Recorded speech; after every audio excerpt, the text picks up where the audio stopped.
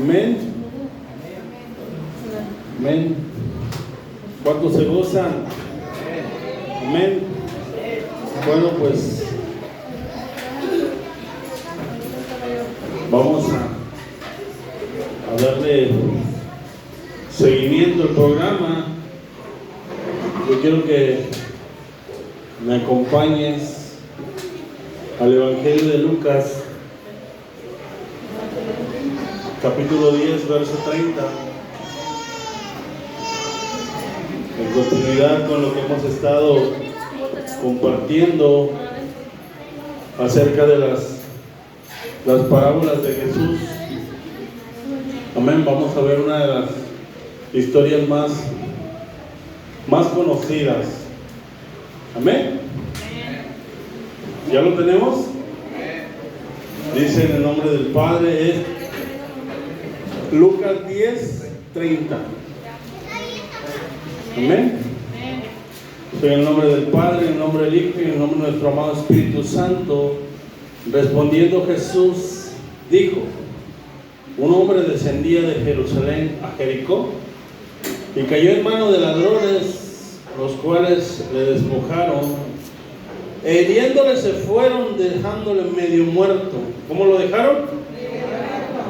Aconteció que descendió un sacerdote por aquel camino y viéndole pasó de largo. Asimismo un levita, llegando cerca de aquel lugar y viéndole pasó de largo. Pero un samaritano que iba de camino vino cerca de él y viéndole fue movido a misericordia y acercándosele vendó sus heridas, echándole aceite y vino y poniéndole en su cabalgadura, lo llevó al mesón y cuidó de él. Otro día al partir sacó 2 denarios y los dio al mesonero y le dijo: cuídamele, y todo lo que gastes de más yo te lo pagaré cuando regrese. ¿Quién pues de estos 3 te parece que fue el prójimo del que cayó en manos de los ladrones? Él dijo: el que usó de misericordia con él. Entonces Jesús le dijo: ve y haz tú lo mismo. Palabra de Dios. Pueden sentarse, hermano. Muchos dicen la parábola del buen samaritano, ¿verdad? Pero esta es una historia en sí que asemeja, ¿no? La conducta que debemos tener. De Jerusalén a Jericó era un trayecto de 27 kilómetros, o sea que estaba largo el tramo. Estamos hablando como promedio de aquí a Soriana La Fama, en Santa Catarina. Si en carro hacemos 45 minutos, imagínense caminando. ¿Sí? Y comúnmente Jericó estaba situado en una buena ubicación y vivían mucha gente en ese lugar, en su mayoría samaritanos, y se conocía mucho con el nombre de el oasis. Había muchos oasis en ese lugar y se daba mucho al comercio. O sea que lo que Jesús nos está narrando aquí posiblemente no haya salido de su imaginación, haya sido un hecho que aconteció, pero no deja de ser una historia que nos ilustra, nos da a entender algo, ¿verdad? Y pues lo primero que quiero plantearte, mi hermano, para esta historia son bases, porque vemos muchas cosas en esta historia. Lo primero que vemos es un contexto. Amén. Yo, antes de entrar en la historia, quiero dejarte en claro que lo único que nos permite entrar al reino, lo único que nos da acceso a la herencia, al reino, es el nacer de nuevo. Amén. Jesús en Juan 3:3, en la plática que tiene con Nicodemo, muy directo y le dice: te es necesario nacer de nuevo. Amén. Y Nicodemo le dice: ¿cómo puede hacerse eso si es un hombre ya viejo? Y Jesús en el 6 del capítulo 3 le dice: lo que es nacido de carne, carne es, y lo que es nacido del Espíritu, Espíritu es, dándonos a entender las dos naturalezas que residen en la existencia del hombre. Amén. Tú y yo tenemos dos naturalezas. Fuimos nacidos de la carne, pero también necesitamos ser nacidos del Espíritu, porque en ese nuevo nacimiento es como nosotros podemos adentrarnos a los propósitos de Dios. Y dice la palabra que una es contra otra.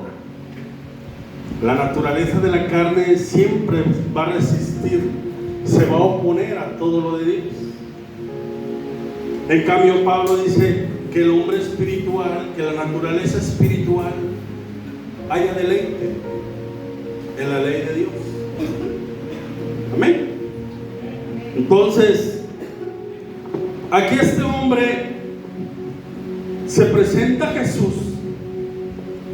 En el contexto vemos que esta historia Jesús la empieza a narrar a deriva de un interrogatorio. Vemos en el 25,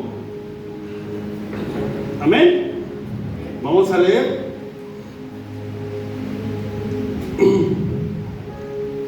En el 25 dice que he aquí un intérprete de la ley se levantó y le dijo para probarle: maestro, ¿haciendo qué cosa heredaré la vida eterna?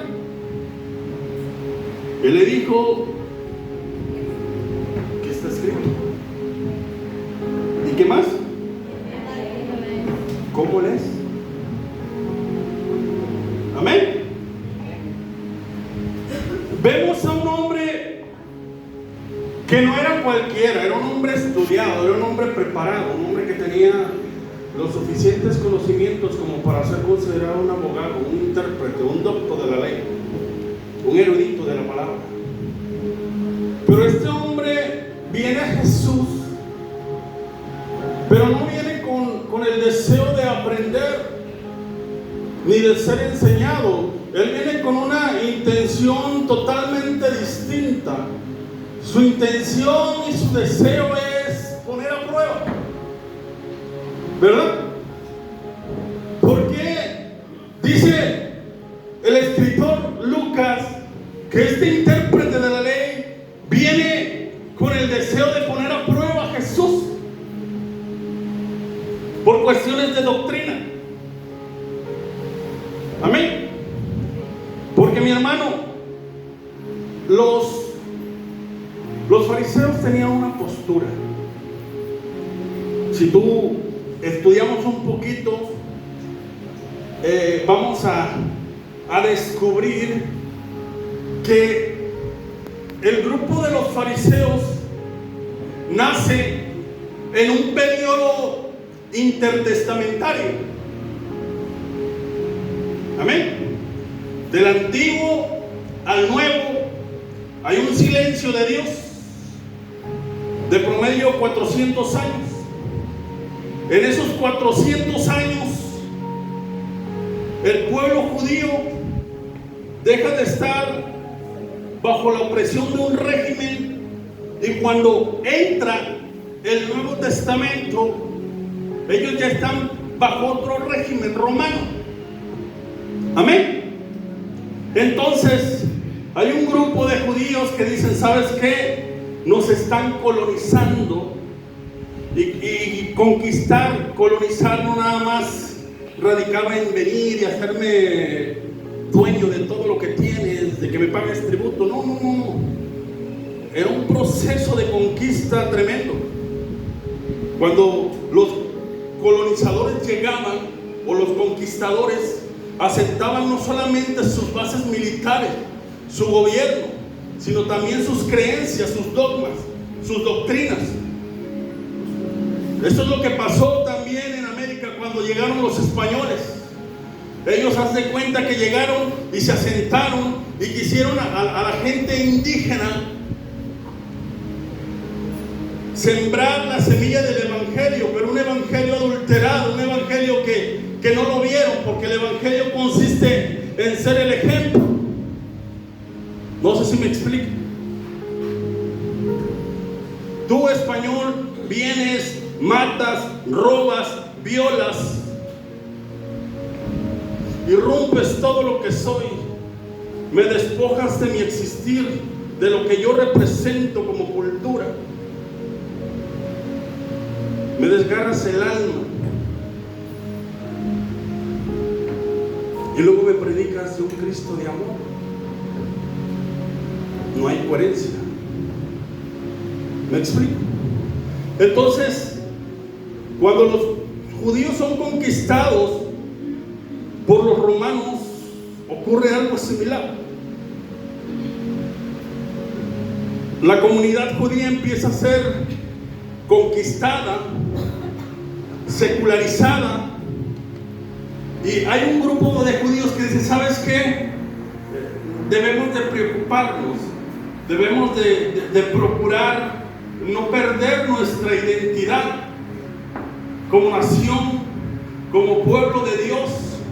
Nosotros somos los hijos de la promesa, nosotros somos el remanente, nosotros somos aquellos a los cuales se les dio la promesa, el pacto,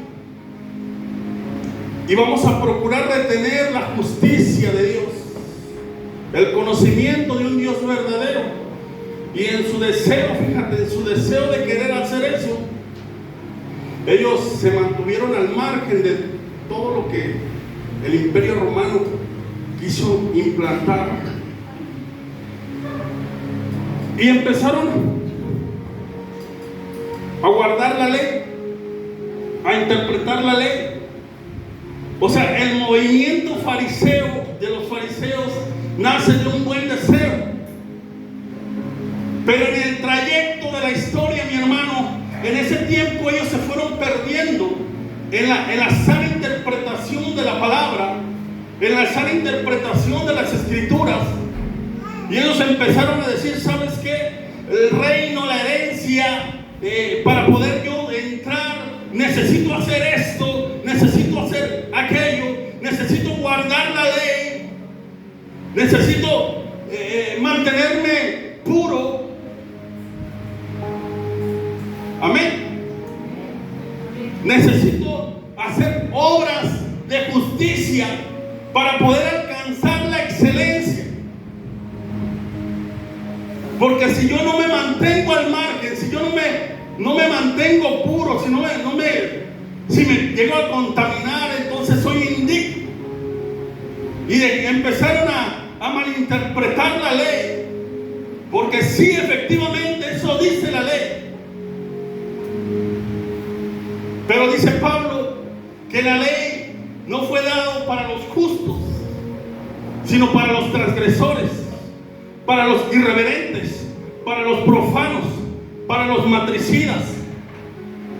Y empieza a enumerar una lista. Y el último termina diciendo, Pablo dice: para todo aquel que se oponga a la sana doctrina. Amén. ¿Y quién es aquel que se opone a la sana doctrina? Aquel que no aprende a interpretar lo que Dios está diciendo, lo que Dios está hablando.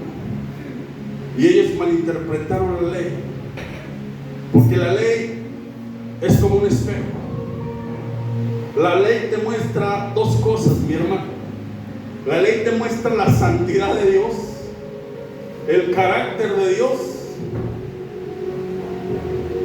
pero también te muestra tu pecado, la posición que yo tengo delante de Dios. La ley me dice que no hay justo, ni aún uno. Y esa es la postura de los fariseos.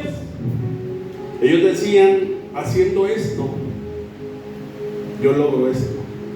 Y si te das cuenta en la pregunta que el hombre le hace a Jesús, le dice, ¿haciendo qué cosa? ¿Verdad? ¿Haciendo qué cosa voy a heredar?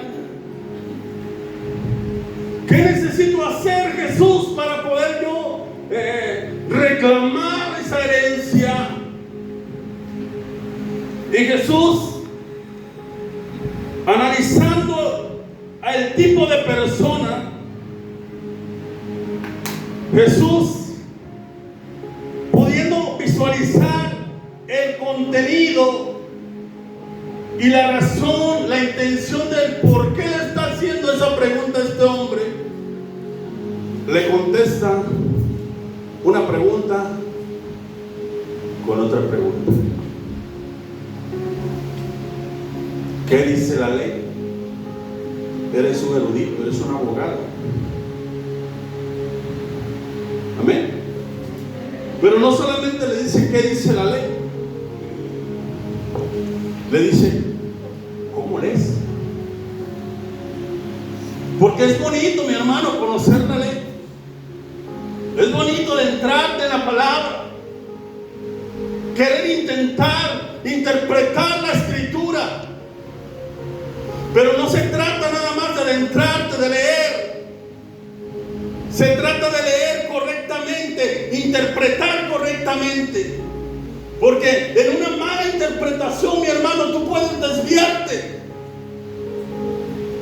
Si no sabemos interpretar, corremos el riesgo de extraviarnos. Y no solamente de extraviarnos, sino también de extraviar a otros. Por eso Jesús se le dice, ¿qué dice la ley? ¿Cómo lees?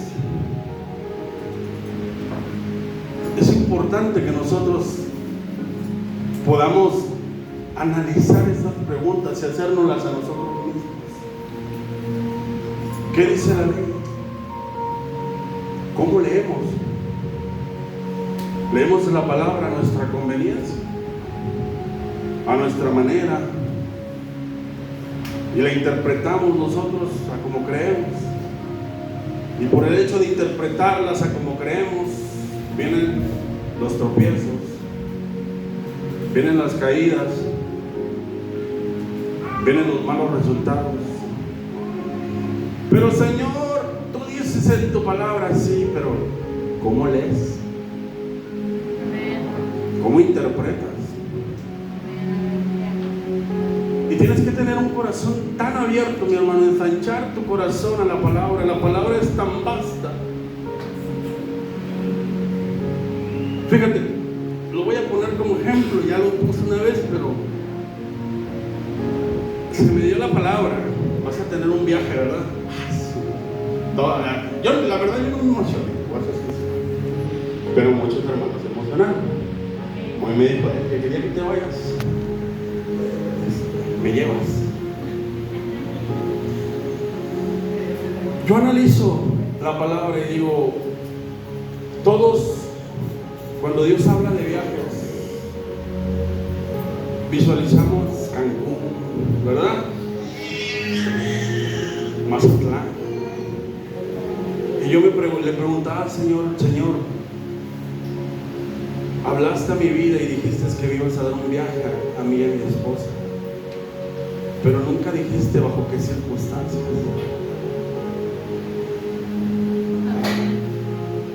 ¿Verdad?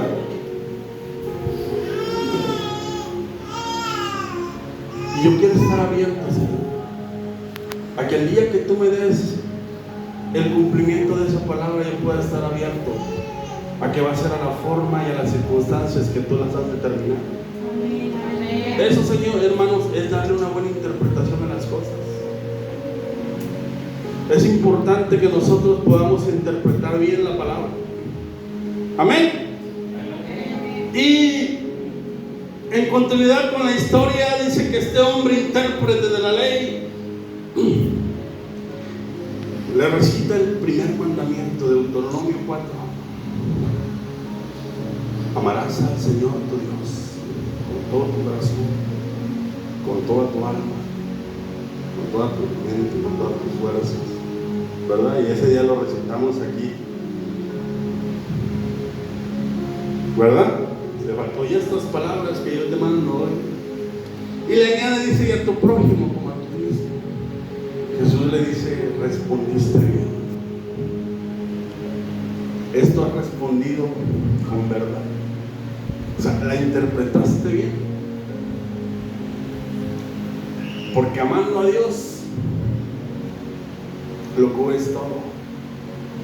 Porque la ley se resume en eso, en amar a Dios y amar al prójimo. Amén. Ha respondido muy bien. Y fíjate, el hombre pudo haberse sentado, mi hermano. Pudo haberse sentado y haber dicho, bueno, pues lo quise probar y me fui probado yo. Ya mejor no le muevo, ¿verdad?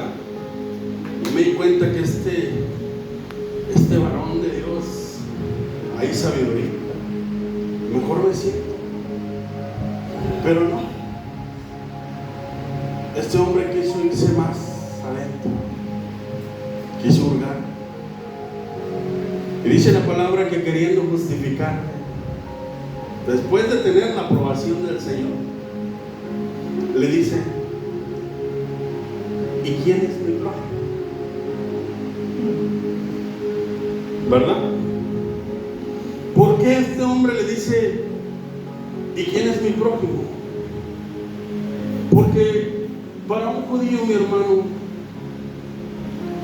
más para ellos, para un fariseo, la palabra prójimo tenía como similar algún homólogo. Para mí es un decir.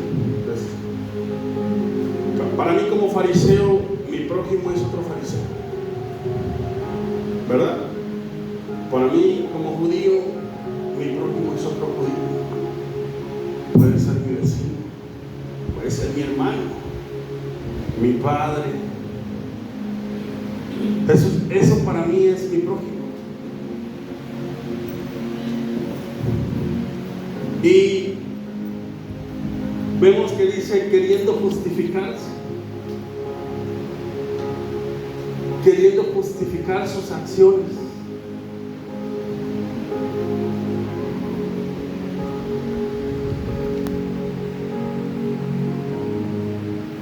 Como lees, ya lo vimos, vamos a aventajar porque ya es tarde. Y Jesús le quiere abrir un panorama, hermano, del concepto del prójimo. Y para abrir el panorama, él narró la historia. Y es donde entramos, ¿verdad? Y en esta historia Jesús menciona 3 personajes principales: un sacerdote, un levita y un samaritano. Para un judío, si Jesús le hubiese dicho, ¿sabes qué? Te voy a contar la historia de un buen samaritano, el judío pudo haber dicho, pues a menos que me cuentes la historia de un samaritano muerto, porque para ellos no había. La Biblia data de que samaritanos y judíos no tenían trato entre ellos. Amén. Ellos, fíjate, el judío no se atrevía ni siquiera a pasar por Jericó, por la ciudad de los samaritanos. Ellos preferían rodear esos 27 kilómetros. ¿Por qué? Porque no querían contaminarse. porque la historia data de que en el tiempo de la deportación quedó un remanente, y ese remanente empezó a procrear hijos, a casarse con mujeres gentiles, paganas, y empezaron a crear una raza mestiza, semijudíos se puede llamar así. Y en el tiempo de la edificación del templo, los que se opusieron en esa construcción, gran parte fueron los samaritanos. Entonces había una rencilla, una disputa entre ellos. Según dice la historia, que los samaritanos mandaron un hato de cerdos al templo, y eso era profanar el santuario. Y por eso, si Jesús se lo hubiese dicho al doctor, le dice: te voy a platicar la historia de un buen samaritano, ni siquiera se iba a tomar la molestia de escuchar. Pero Jesús le dice: ¿sabes qué? Hay una historia que quiero contarte para que tengas un panorama más grande de lo que es la palabra propia en el reino. Había un hombre, mercader, que transitaba de Jerusalén a Jericó. Este hombre se cayó en manos de asaltadores y lo golpearon, lo despojaron y lo maltrataron tanto, lo golpearon tanto, a tal punto que lo dejaron casi muerto. Y ahí se quedó el hombre, pero pasó un sacerdote y el sacerdote lo vio. No dice que no lo vio, dice que lo vio y no hizo caso, ¿verdad? Y yo me puse a meditar en mi corazón. Un hombre que fue llamado a una posición en el pueblo, un hombre que su función era interceder, porque esa era la función de un sacerdote: interceder, presentar ofrendas, instruir al pueblo, mostrar lo que era la doctrina, la ciencia, la justicia y el amor de Dios. Dice que este hombre les vio al hombre casi muerto y ni siquiera se acercó, o sea, lo vio de lejos y sacó la vuelta. Posiblemente este sacerdote, como lo vio de lejos, dijo: no, pues ya está muerto, ¿verdad? Y la ley levítica, mi hermano, a un sacerdote le prohibía tener contacto con un cadáver. Ellos no podían tener acercamiento con ningún cadáver, porque al tener el acercamiento con algún muerto, ellos tenían que ser sometidos a un ritual de purificación, en donde todos sus asuntos, en donde sus actividades tendrían que ser suspendidas. ¿Sí me explico? Entonces este hombre dijo: no, pues lo estoy viendo y pues a mí se me hace que ya está, ¿verdad? No. Dios me libre de contaminarme. Y le sacó la vuelta. Y el levita era algo similar.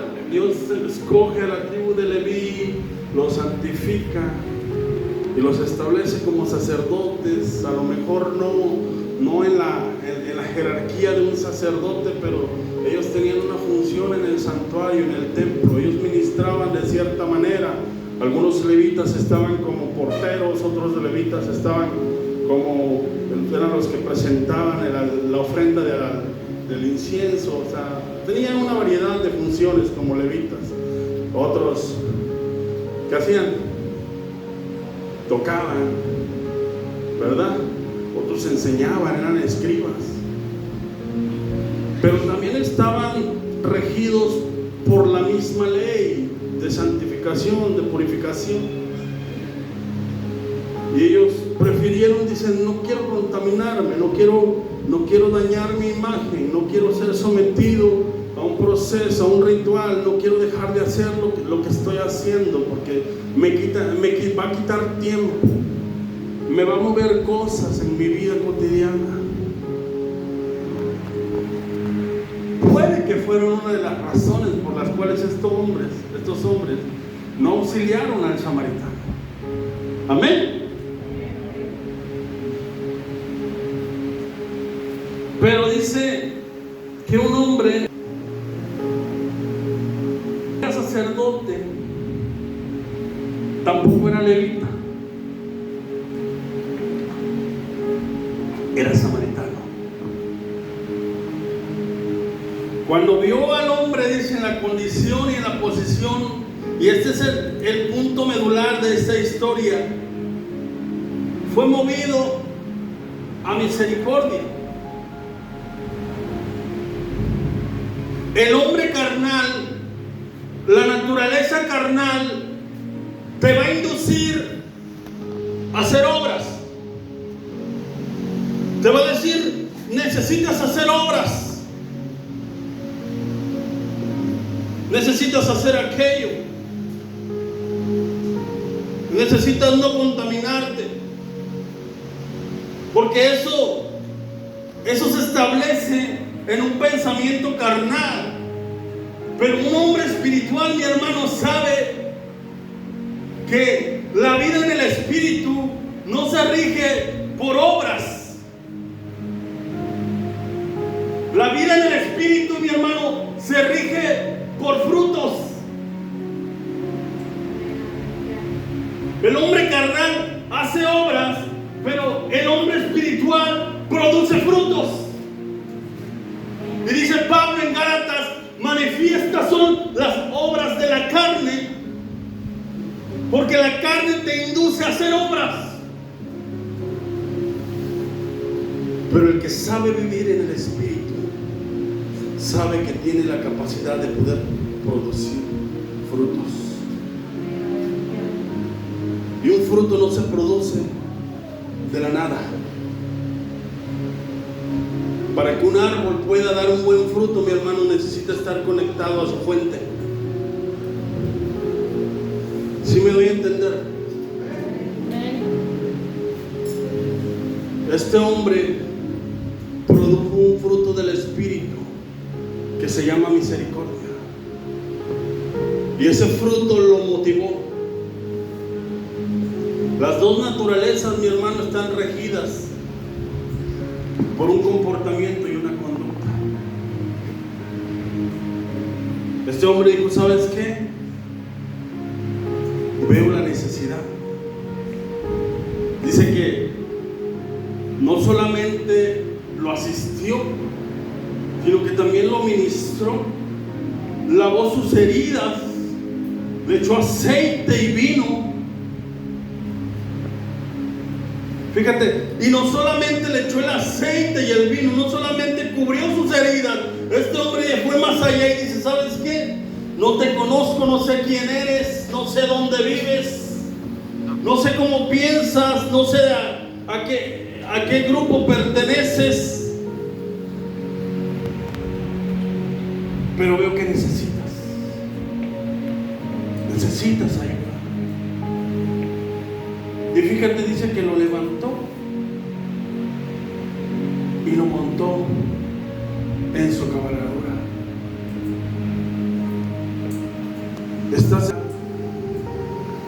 Y porque estás en necesidad,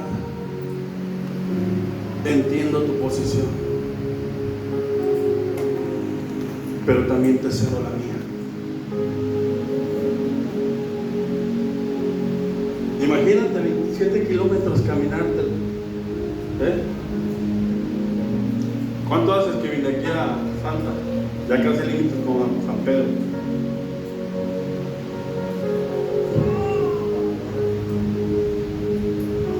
Pues ir en caballo, ¿verdad? Pues dices,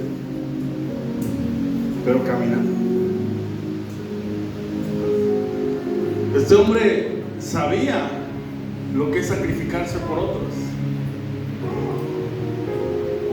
Porque eso es lo que te hace la misericordia, mi hermano. Entender la necesidad ajena. Esforzarte. Fíjate, algo que la verdad a mí me entristecía. Trataba de asimilar, pero también por dentro sí me entristecía, o me entristece todavía, porque no hemos dejado de hacerlo, a lo mejor por algún tiempo, pero en el Señor sé que se seguirá haciendo. Cuando el pastor anunciaba un evento de misericordia, y casi nadie estaba dispuesto a sacrificar su tiempo, casi nadie tiene el atrevimiento de dejar sus quehaceres por la necesidad ajena. Nos cuesta trabajo entender eso, ¿verdad? Es que tengo que hacer algo. Fíjate, yo lo he aprendido en mi caminar, y más en el tiempo que he caminado a la par del pastor Juan Pablo. He aprendido muchas cosas de este hombre. La vez pasada me conmovía, me marcó, con todo el respeto que se me merece mi hermano Saúl, lo voy a decir. Ese día que la hermana Nayeli estuvo en quirófano, me habló el pastor a las 10 de la noche y me dijo: hermano, necesitamos ir. Imagínense, desde las 5 de la mañana a 10 de la noche, mi cuerpo ya a veces ya no resiste. La verdad, es mucho el cansancio que traigo, y Dios sabe que no les echo mentira. Y le hablé a mi esposa y me dice: ¿qué vas a hacer? No, vamos a ir, pero mañana tienes que trabajar. Sí. Y créeme, hermano, modifiqué ciertas funciones o actividades personales, pero el hecho de estar con el hermano, el hecho de verlo y ver la forma en la que la presencia de nosotros ministró su corazón, me trajo tanta satisfacción a mí. Y dices: vale la pena. Vale la pena apropiarte del dolor ajeno. Vale la pena invertir gasolina, vale la pena invertir dinero, vale la pena invertir tiempo, porque fuimos llamados a mostrar misericordia. La palabra dice: bienaventurados los misericordiosos, porque ellos alcanzarán misericordia. Y esto es lo que este hombre mostró. Este hombre no le importó dejar sus actividades financieras, porque si transitaba por ese lugar, se supone que era un mercader, que era un hombre de negocios, y dijo: ¿sabes qué? No me interesa perder el contrato que yo tenía establecido. Dejó a un lado, mi hermano, y dice que estuvo toda la noche al pendiente. Lo llevó al mesón, lo asistió, y todavía el otro día sacó de su dinero y le dijo al mesonero: ten, y si algo gastas de más, luego me lo dices. Porque la misericordia es lo que te permite, hermano, hacer, o te conlleva a hacer. Necesitamos nosotros ser un poquito receptibles a lo que esta parábola nos enseña, y entender que la forma debemos obrar nosotros como gente del reino, como hijos de Dios, como nacidos de nuevo, es a obrar o mejor bien dicho, es a dar frutos de misericordia, pero no nada más de labios. La fe tiene que ser accionada. Nosotros necesitamos caminar en acción, no solamente quedarnos con el deseo, porque fíjate, aquí no me dice la palabra que este hombre llegó y le dijo: oye, ¿sabes qué? Pues te veo, déjame oro por ti para que Dios te sane, verás que para mañana ya vas a estar sano. No, este hombre entendió la naturaleza del evento, vio las heridas, se conmovió, mi hermano, porque la misericordia te tiene que sacudir por dentro. Tú no puedes caminar de una manera indiferente ante la necesidad ajena, y mucho menos teniendo la capacidad de poder solventar. Fíjate, ayer platicaba con mi esposa y le dije: hay una persona en el cruce de Avenida Maravilla, antes de la Supera, donde está el semáforo, ¿sí lo ubican? Donde está Cárnico San Mateo, ¿verdad? Regularmente de 5 a 8 de la noche se pone una persona que tiene amputada una pierna. ¿Sí la han visto? Yo le llamo el tío. Siempre que paso lo saludo: ¿cómo estás, tío? Siempre le doy algo, y no lo digo para vanagloriarme. Ya me conoce, ya se hizo. Hasta un día la esposa le digo: ¿qué onda, tío? ¿Cuándo vamos a la iglesia? Sí, voy. Bueno, pues dispóngase, tío, y vamos a la iglesia a alabar al Señor. No, sí voy. Pero me dice: ¿cuándo? Y ayer me lo topo, ya tenía rato que no lo veía. Me dice: ¿y ahora? Y la roja, me dice. Se me descompuso, tío. Está parada. ¿De qué se descompuso? ¿De qué se descompuso? Primero del motor. Fueron 12,500. Y cuando le dije eso, me dice: ay, es lo que me vale mi prótesis.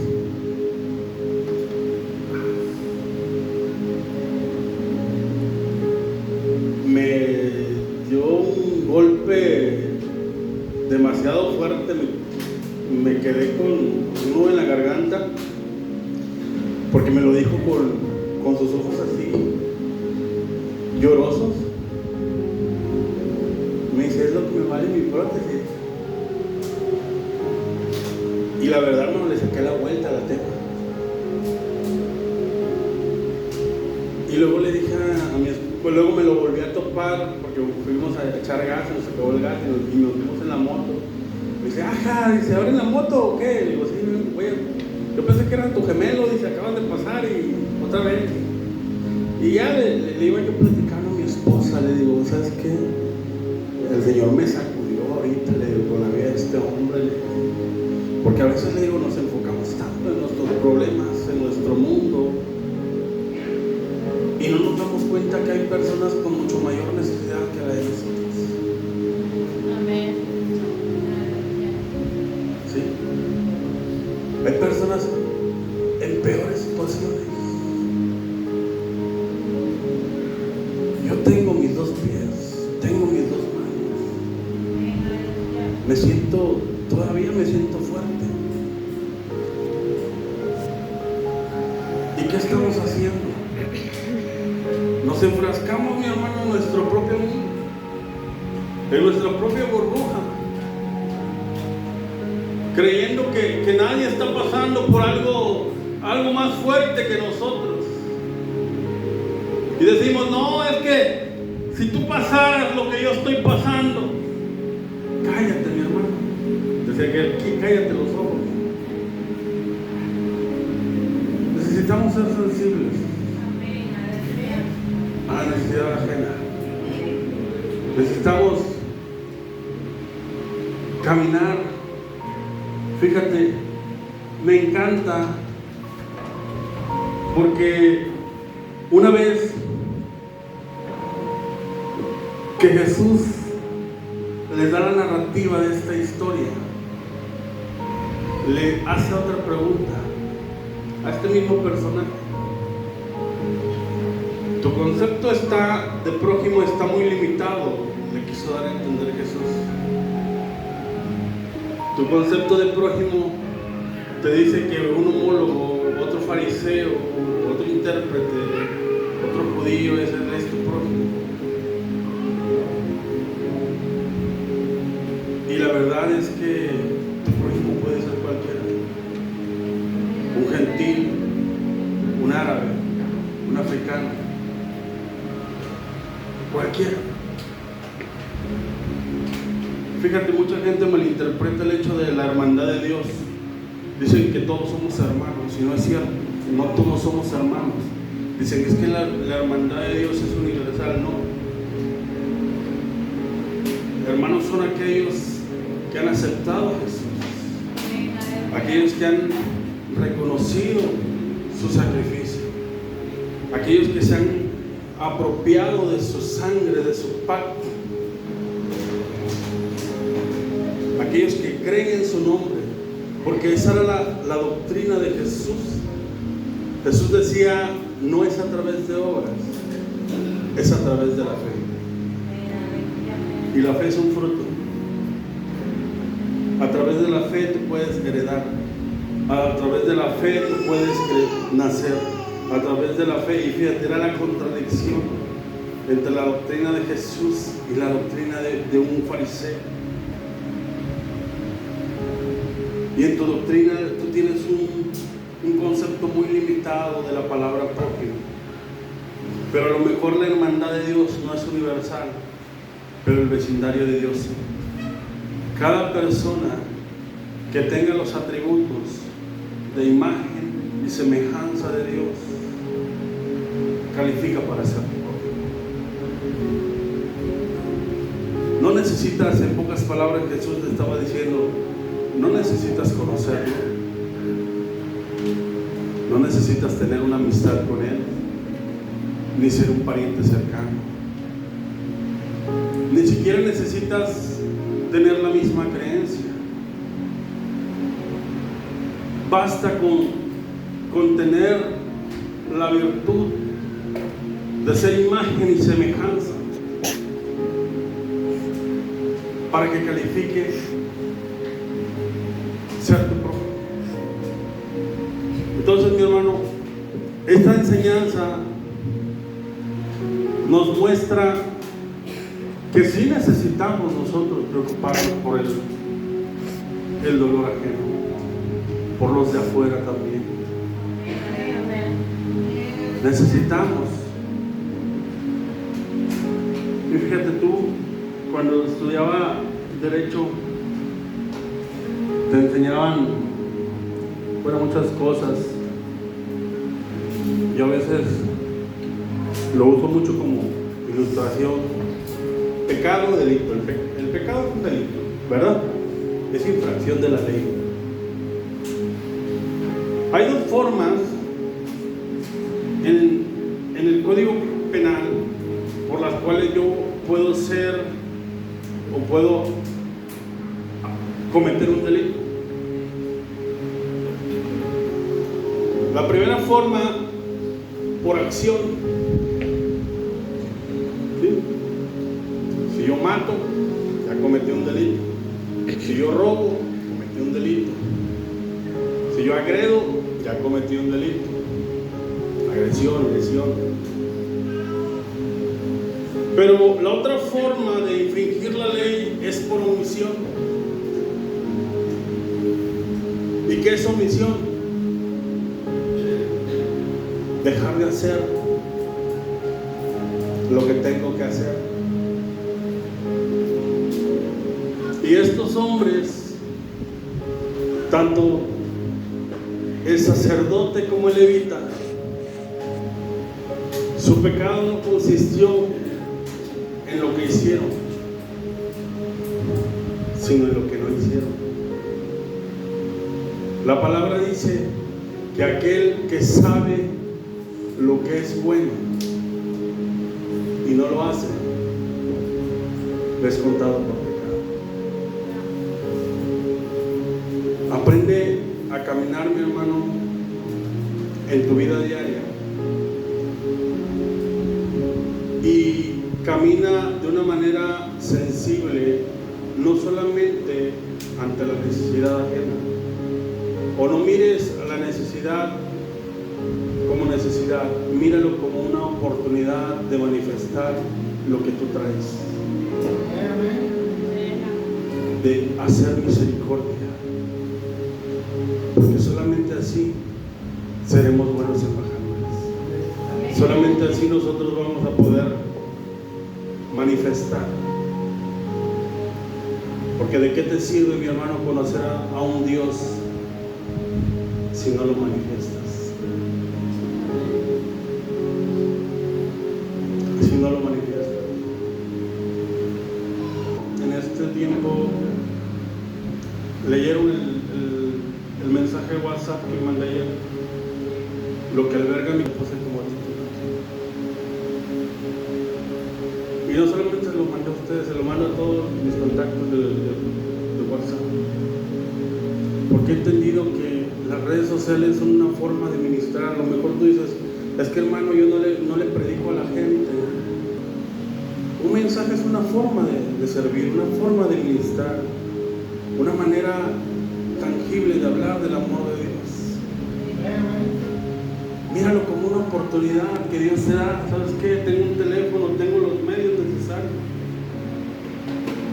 El día que proyectamos la película en mi casa, puse en el encabezado, utiliza todos los medios. Son oportunidades. Amén. Pongámonos de pie. Bendecimos a nuestra audiencia, tanto de Facebook, YouTube. Que esta palabra haya sido de bendición sobre tu vida. Y recuerda esto: de nada sirve conocer a Dios si no lo manifiestas. Una de las formas de manifestar a Dios es a través de la misericordia. Que el Señor te bendiga.